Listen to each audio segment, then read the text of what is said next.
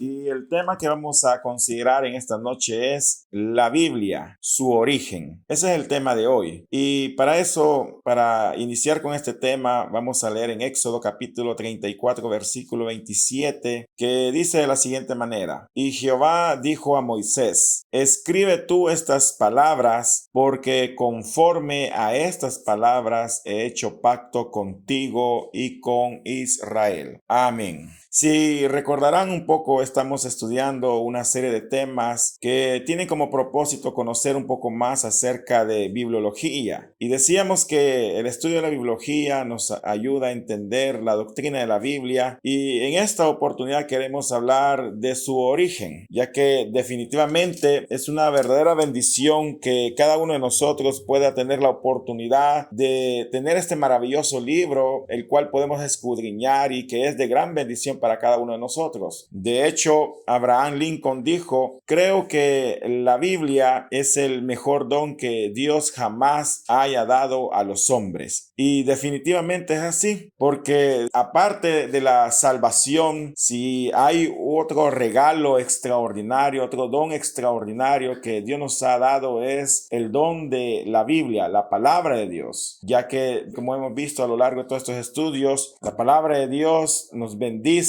nos edifica, y por medio de ella podemos llegar a conocer a Dios, su plan de salvación y la vida eterna por medio de nuestro Señor Jesucristo. Sin embargo, ¿cómo fue que este libro llegó a nosotros? ¿Cómo es que ahora este libro es el libro más traducido, más vendido a nivel mundial? ¿Cómo es que hoy por hoy nosotros podemos tener la oportunidad de tener este libro maravilloso y que existan tantas versiones diferentes en tantos idiomas diferentes? Bueno, queremos estudiar en esta oportunidad eso y responder a estas preguntas. Y la Biblia consta de 66 libros, de los cuales muchos de ellos son muy antiguos. De hecho, hay 5 de ellos que se conocen como el Pentateuco, que su edad data entre 1445 y 1440 antes de Cristo. Imagínense la fecha en la que se datan estos libros en los cuales fueron escritos. Y hablamos de Génesis, Éxodo, Levítico, Número y Deuteronomio, o los libros de la ley como lo conoció el pueblo judío. Aunque hay algunos que afirman que el libro de Job es mucho más antiguo que estos libros del Pentateuco. Pero lo cierto es que independientemente